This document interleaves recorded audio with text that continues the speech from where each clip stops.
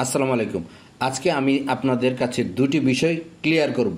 যারা ইউটিউবে নতুন ভিডিও আপলোড করা শুরু করেছেন বা নতুনভাবে কাজ শুরু করছেন তারা কিন্তু অবশ্যই এই ভিডিওটি দেখবেন। দেখলে আপনার চ্যানেলটা কিন্তু আপনার ভুল করা থেকে রক্ষা পাবে এবং আপনার চ্যানেলটাও কিন্তু রক্ষা পাবে। এক নম্বর যে বিষয়টি হচ্ছে সেটি হচ্ছে আপনার ভিডিও যদি শিডিউল করা থাকে, কপিরাইট বা স্ট্রাইক আসে তখন আপনি কি করবেন। আর দুই নম্বর বিষয়টি হচ্ছে আপনার ভিডিও আপলোড করার পর পাবলিক করার আগে যদি কপিরাইট বা স্ট্রাইক আসে সেক্ষেত্রে আপনি যদি ডিলিট করে দেন তাহলে কি হবে। চলুন একটি একটি বিষয় করে আপনাদের দেখিয়ে দিচ্ছি। এই যে দেখুন স্ক্রিনে আমি দেখাচ্ছি, যদি ইউটিউব ভিডিও শিডিউল থাকা অবস্থায় কপিরাইট আসে তাহলে কি চ্যানেলের কি ক্ষতি হবে? উত্তর না। শিডিউল করা অবস্থায় যদি কোনো ভিডিও কপিরাইট ক্লেম আসে তাহলে সেটি পাবলিকলি প্রকাশিত হয়নি বলেই ধরে নেওয়া হয়। তবে ইউটিউব এর কন্টেন্ট আইডি সিস্টেম স্বয়ংক্রিয়ভাবে আপনার আপলোড করা ভিডিও স্ক্যান করে নেয়, এমনকি প্রাইভেট আনলিস্টেড বা শিডিউল হলেও যদি কপিরাইট ক্লেম আসে তাহলে এটি সাধারণত মনিটাইজেশন সংক্রান্ত, মানে আপনি আয় করতে পারবেন না, মালিক আয় করবে। বিষয়টা কি আপনারা বুঝতে পারলেন কিনা?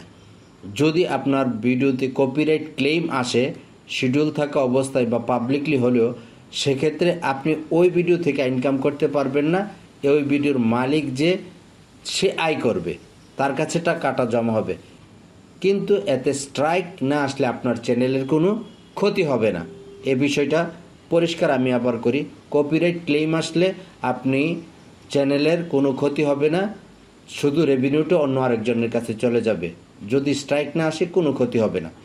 দুই নম্বর বিষয়টা হচ্ছে, যদি শিডিউল থাকা অবস্থায় কপিরাইট আসে এবং আপনি ভিডিও মুছে ফেলেন তাহলে চ্যানেলের কি ক্ষতি হবে? উত্তর না। এতে কপিরাইট ক্লেম অর্থাৎ শুধু কন্টেন্ট আইডি ক্লেম এবং আপনার ভিডিও ডিলিট করে দেন তাহলে কোনো সমস্যা হয় না। মানে কপিরাইট ক্লেম আসলে আপনার ভিডিও যদি ডিলিটও করে দেন কোনো সমস্যা হবে না, স্ট্রাইক পড়ে না, চ্যানেলের কোনো কমিউনিটি গাইডলাইন বা স্ট্রাইক পেনাল্টি হবে না। কিন্তু যদি কপিরাইট স্ট্রাইক অর্থাৎ ভিডিওর মালিক অভিযোগ করে যে আপনি তার কন্টেন্ট অবৈধভাবে ব্যবহার করছেন তাহলে সেটি গুরুতর।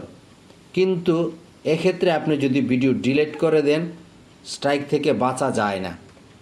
একটি কপিরাইট স্ট্রাইক 90 দিনের জন্য থাকে।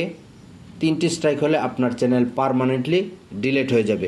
একটি স্ট্রাইক 90 দিন থাকে, 3টি স্ট্রাইক আসলে 90 দিনের মধ্যে আপনার চ্যানেল পার্মানেন্টলি ডিলিট হয়ে যাবে।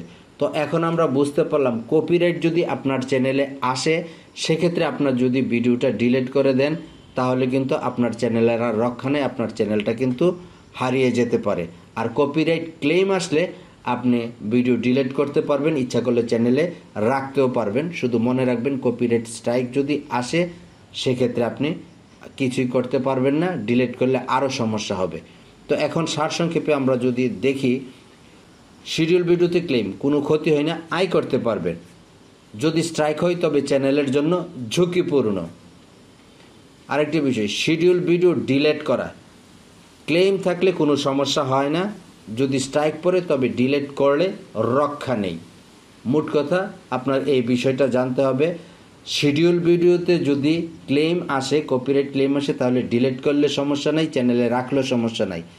আর যদি আপনার কোনো ভিডিওতে কপিরাইট স্ট্রাইক এসে পড়ে সেক্ষেত্রে আপনার ভিডিওটা অবশ্যই চ্যানেলে রাখতে হবে, ডিলিট করলে আরও বেশি সমস্যা হবে। তো আশা করছি আপনারা বিষয়টা বুঝতে পেরেছেন। এই বিষয়গুলো সবসময় খেয়াল রাখবেন। ধন্যবাদ।